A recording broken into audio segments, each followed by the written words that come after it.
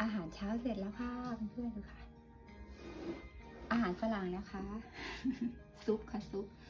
ปมะเขืออยู่ในตู้เย็นมาเป็นอาทิตย์แล้วค่ะ กินกับผักสดนะคะ อาหารสมุนไพรนะเนี่ยใส่หอมแดงเยอะ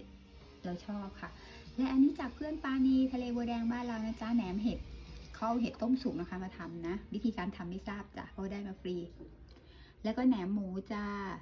อันนี้ก็บ้านปานีเพื่อนปานีมาค่ะมาทานข้าวอร่อยกันค่ะ อาหารสุขภาพด้วยนะคะ